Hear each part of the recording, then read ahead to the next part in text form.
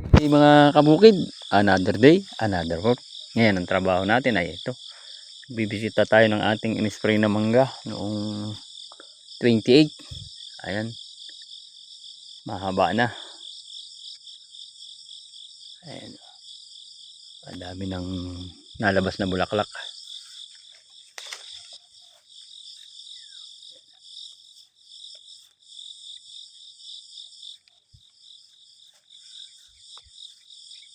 Daming bulaklak. Medyo delay siguro ay gawa ng ulan at lamig ng panahon.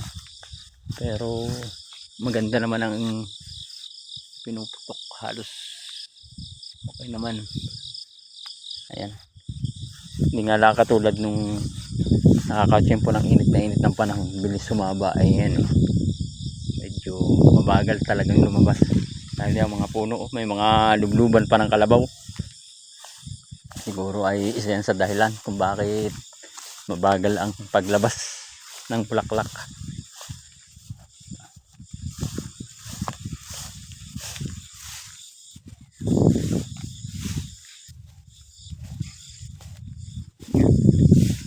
Ayan, bulaklak. Ito yung putok ng bulaklak, tapos may lubluban pa rin yung puno.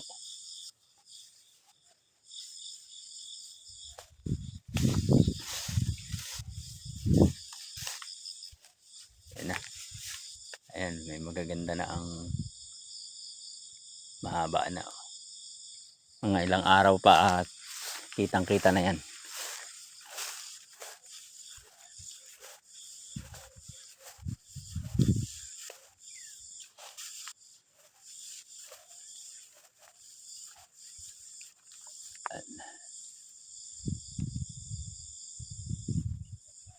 Ayun, tapos na natin ikutin yung loob niyan.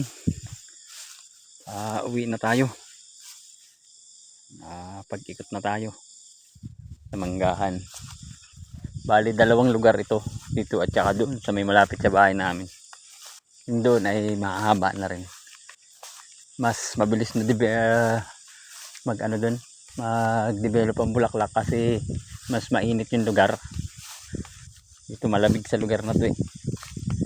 Delay ng 2 araw, late ng 2 araw yun doon. Bali 28 namin ito in-sprayan, tapos doon ay 30, pero halos mas mahaba ang labas ng bulaklak doon kasi nga siguro ay sa lugar. Dito kasi mahirap siya masikatan ng araw, tapos medyo malamig nga at maraming mga pusaw o lubluban ng kalabaw o mga puno ng mangga. Sa kabila wala. Yan,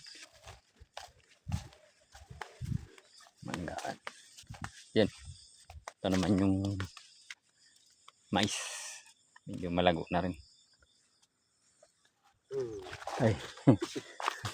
Ayun, nag-spray?